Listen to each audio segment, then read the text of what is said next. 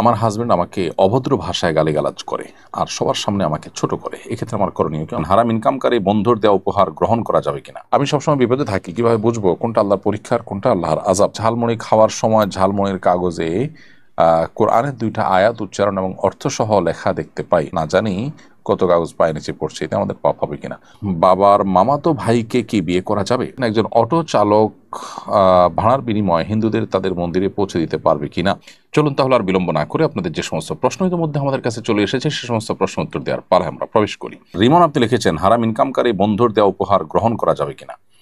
গ্রহণ না করলে সে অপমানিত হবে। এখন আমার জন্য কি করণীয়? তার সাথে সম্পর্ক পুরোপুরি ছিন্ন করা যাবে কিনা? যে হারাম উপার্জন করছে সে আপনার বন্ধু কিভাবে হয়? এরকম ব্যক্তির সাথে আপনার সম্পর্ক ছিন্ন করা বা তাকে অ্যাভয়েড করা উচিত। সে তো আপনার রক্ত সম্পর্কে কেউ নয়। বিধায় যেহেতু নেহায়েত বন্ধু, বিধায় বন্ধুকে সংশোধন করে সুপথে আনার চেষ্টা করবেন। সে উদ্দেশ্যে তার সাথে সম্পর্ক আপনার থাকতে পারে। আর না হলে হারামে লিপ্ত মানুষকে আপনি অনবরত এবং দিব্যি বন্ধু হিসাবে গ্রহণ করে যাওয়া, এটা আপনার আদর্শের সাথে যায় না, ইমানের সাথে যায় না। এরপরে যদি সে হারাম কিছু দিয়ে থাকে, বিনয়ের সাথে তাকে আপনি বোঝাবেন এবং আপনার অপারগতার কারণও আপনি তাকে ব্যাখ্যা করে এক রকমের দাওয়া তার সামনে নিবেদন করবেন। একান্ত যদি সেটা আপনি কোনো কারণে গ্রহণ করে ফেলেন, তাহলে সেটা তাকে ফেরত দেওয়া কিংবা গরিব দুঃখীকে সওয়াবের নিয়ত করা ছাড়া যে ব্যক্তি এটার মালিক তার তরফ থেকে এটি দান করে আপনি দায়মুক্ত হওয়ার চেষ্টা করবেন।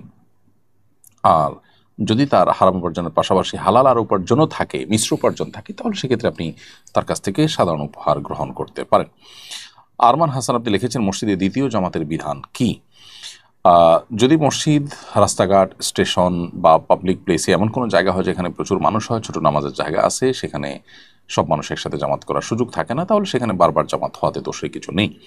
কিন্তু নিয়মতান্ত্রিক যে মসজিদগুলো আছে সেই মসজিদগুলোতে মূলত জামাত একটাই হতে হবে। কারণ একাধিক জামাত যদি সেখানে নিয়মেই রাখা হয় যে আধা ঘন্টা পর পর জামাত হবে, তো স্টেশনের বা আপনার ফেরিঘাট ইত্যাদি পাবলিক প্লেসের যে মসজিদগুলো থাকে সেগুলোতে হিউজ মানুষের গ্যাদারিং এবং এক জামাতের সবাই নামাজ পড়তে পারেন না, সেগুলোর কথা ভিন্ন। কিন্তু নিয়মতান্ত্রিক মহল্লার যে মসজিদগুলো থাকে এগুলো তো একটা জামাতেই সব মানুষের জামাতে নামাজে শরীক হওয়ার সুযোগ রয়েছে।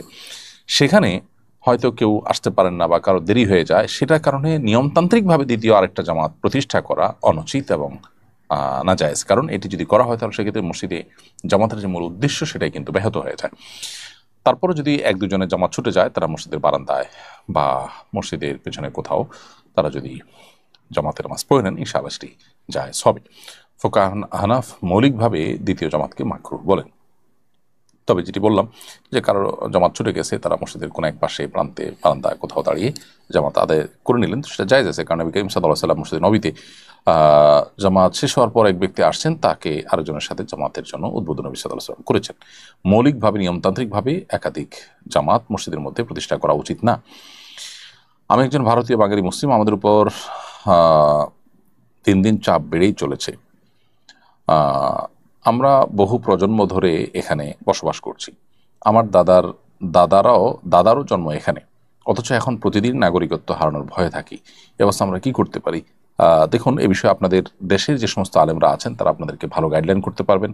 আপনাদের দেশের পুরো পরিস্থিতি যেহেতু আমরা জানি না, ওয়াকিফাল না, সেজন্য আপনাদেরকে আমরা গাইডলাইন করাটা আমাদের জন্য কঠিন, গাইডলাইন দেওয়াটা কঠিন। আপনাদের জন্য দোয়া করি, আল্লাহ তাআলা আপনাদেরকে হেফাজত করুন এবং আপনাদের দেশের বিচক্ষণ বিদগ্ধ ওলামা ইকরামের সাথে পরামর্শ করে আপনাদের করণীয় ঠিক করবেন। আমরা আপনাদের জন্য দোয়া করি, আল্লাহ আপনাদেরকে হেফাজত করুন, রক্ষা করুন। মোহাম্মদ সুফিয়ান আহমদ লিখেছেন, শায়েখ দুই সিজদার মাঝখানে কোনো কিছু না পড়লে নামাজ হবে কিনা? না ভাই, নামাজ হয়ে যাবে। দুই সিজদার মধ্যবর্তী যে দোয়া রব্বি ফিরলি ওয়ারহামনি ওয়াহদিনি ওয়াআফিনি শেষ পর্যন্ত, এই দোয়া পাঠ করাটা ওয়াজিব বা আবশ্যক নয় বিশুদ্ধ মত অনুযায়ী, যদিও আরব ওলামা ইকরাম, বিশেষ করে সৌদি আরব ওলামা ইকরাম এটাকে আবশ্যক মনে করেন।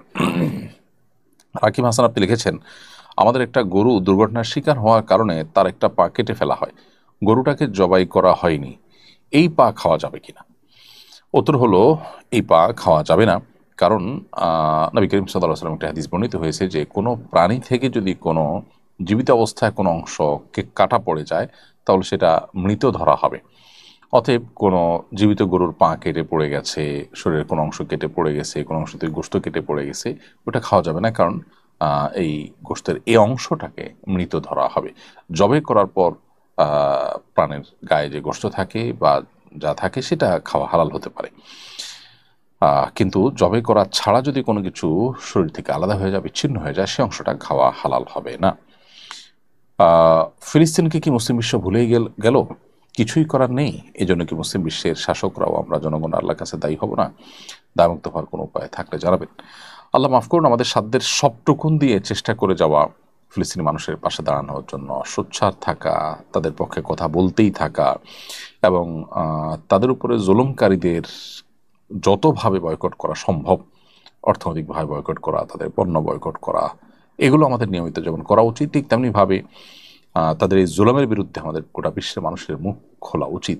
আমাদের জন্য সবচেয়ে লজ্জার বিষয় হলো যে অমুসলিম কান্ট্রিগুলো, যেমন অস্ট্রেলিয়ার মতো দেশ, স্পেনের মতো দেশ, অনেক অমুসলিম কান্ট্রিগুলো পর্যন্ত, ফ্রান্সের মতো দেশ, অনেকগুলো দেশ যাদের অনেক বিষয় আমরা সমালোচনাও করি, কিন্তু তারা পর্যন্ত ফিলিস্তিনিদের জুলুমের বিরুদ্ধে, তাদের উপরে যে জুলুম চলছে সেটার বিরুদ্ধে তারা কথা বলছে। সেখানে মুসলিম রাষ্ট্রগুলো সেরকম শক্তিশালী কোনো ভূমিকাই নিচ্ছে না, মুখ দিয়েও তারা সেভাবে তেমন কোনো কথা বলছে না। এর চাইতে দুর্ভাগ্যজনক বাস্তবতা বোধ আমাদের সামনে আর কিছুই হতে পারে না। এই জন্য আল্লাহ তাআলার কাছে আমাদের গণ ইস্তেগফার করা উচিত আমাদের এই গণ অপরাধের কারণে। আল্লাহ তাআলা আমাদেরকে রক্ষা করুন এবং হেফাজত করুন এবং আমাদের সংশোধন করুন এবং তাদেরকে আল্লাহ তাআলা রক্ষা করুন এবং হেফাজত করুন। এই জুলুম থেকে আল্লাহ তাআলা তাদেরকে উদ্ধার করুন।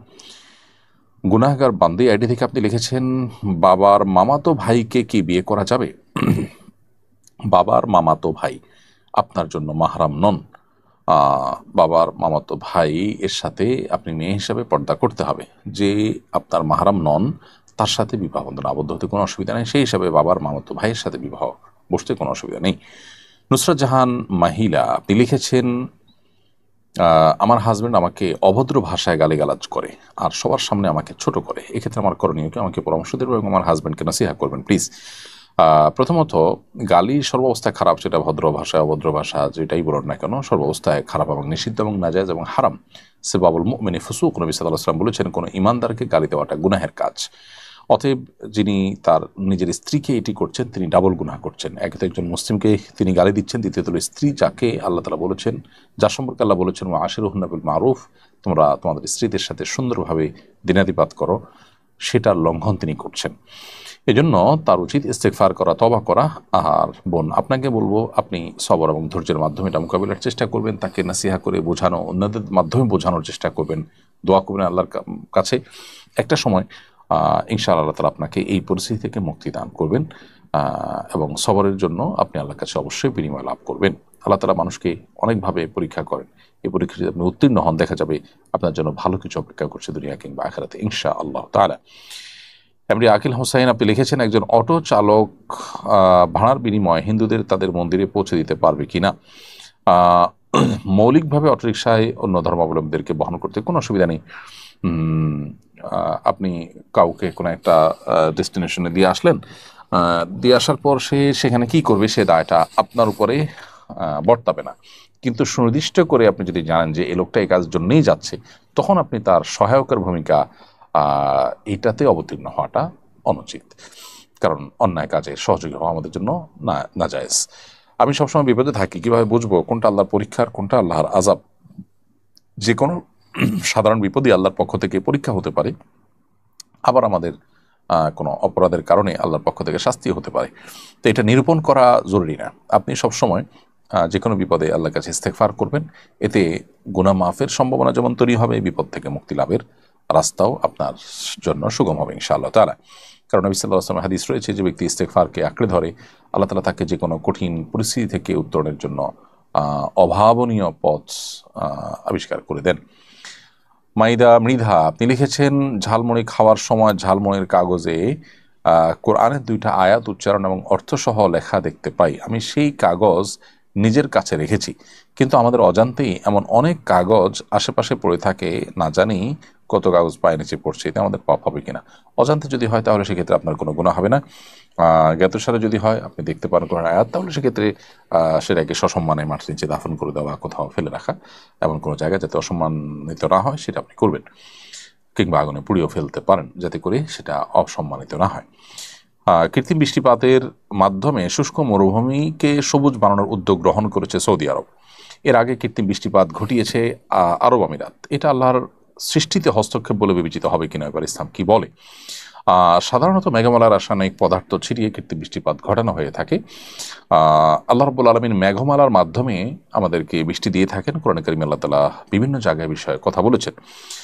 আল্লাহ তাআলা ইরশাদ করেছেন, হুয়াল্লাযী খালাকা লাকুম মা ফিল আরদি জামিআ, দুনিয়ার সবকিছু তোমাদের জন্য সৃষ্টি করেছেন। যেহেতু আল্লাহ তাআলা আমাদের জন্যই সবকিছু সৃষ্টি করেছেন, অতএব আল্লাহর এই সৃষ্টি থেকে উপকৃত হওয়ার জন্য কোনো পদ্ধতি, কোনো প্রক্রিয়া যদি মানুষ আবিষ্কার করে, মৌলিকভাবে সেটি নাজায়েজ কোনো বিষয় নয়।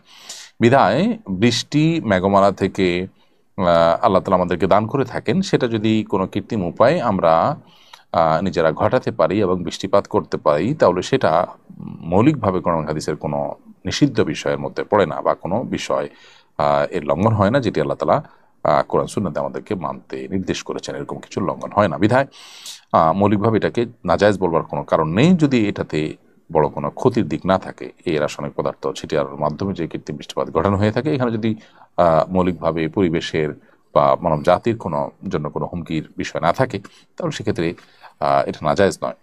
আল্লাহর সৃষ্টি জগৎ থেকে উপকৃত হওয়াতে যদি আল্লাহ আমাদের জন্য হালাল করেছেন, বিধায় এটা আল্লাহর সৃষ্টিতে হস্তক্ষেপ নেই, বরং আল্লাহর সৃষ্টি থেকে উপকৃত হওয়ারই একটা ভিন্ন প্রক্রিয়া, যেটা মৌলিকভাবে কোনো নিষিদ্ধ বিষয় নয়।